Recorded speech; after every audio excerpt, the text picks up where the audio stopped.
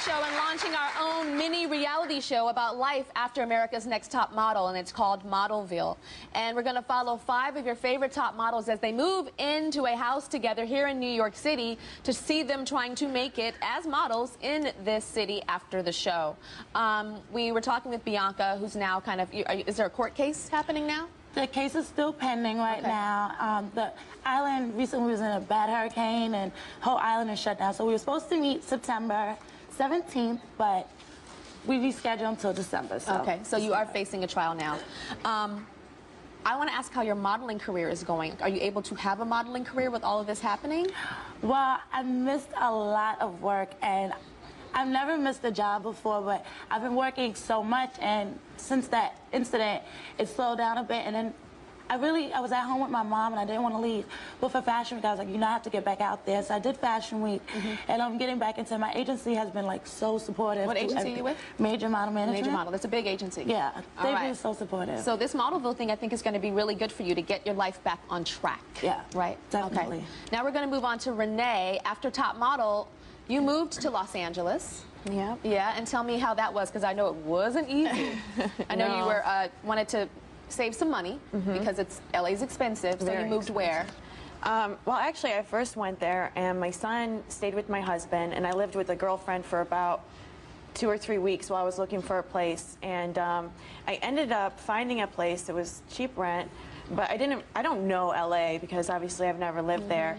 And I ended up moving to Rampart, which is very, not a very safe area. So you brought your son with you? Yeah, my son came, and I moved into this apartment, and like that very weekend I was moving in, there was a shooting in the park that was like a half a block from my house. The bullet actually went into a stroller and killed a 6-month-old baby.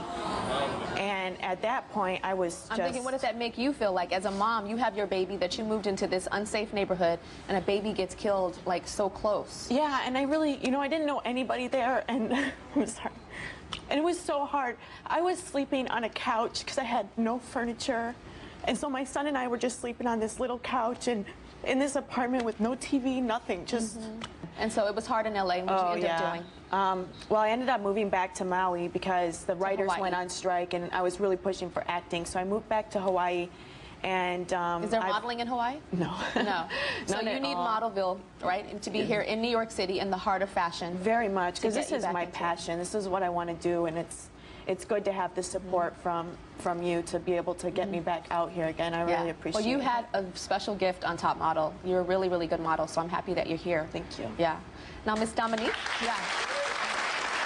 Dominique, I didn't know this about you. I just learned that after Top Model, you went back home and discovered something about your relationship with your boyfriend. Yeah, I found out that in the beginning of our relationship, this wasn't during the time I was gone, that he got a girl pregnant. So how did you deal with finding out that he had gotten another girl pregnant while he was with you? It was difficult, you know, because, you know, coming from this abusive past and everything and trust issues. But like anything else, one thing I can honestly say, what's different about this relationship than anything in the past is that we keep it real with each other. We got to a point where we could just really get real. And what are you going to do about the baby? Are you going to be like a stepmama? Like, yeah. Really? I'm sorry, I have to admit, this is a little weird for me to talk about, because I don't know if I could handle something like that. Well, I know what he did had nothing to do with me as a woman. It had nothing to do with me, period. Are you scared he's going to cheat again? No. I mean, it's not even something I think about. You know, my focus right now is my career moving forward, and one thing I can say about our relationship is that from the day we met to right now, we are completely 2 different people. Forever changing, and I think it's more so for the good than the bad. The woman I was the day I met him is not the woman I am now, and the man he was is not who he is. Well, one thing that I do think is really positive about this forgiveness part is there is a child involved, and a child that has to come into this world, and it's good that the child is not coming into a crazy hurricane. Yeah. You understand? So that is a positive.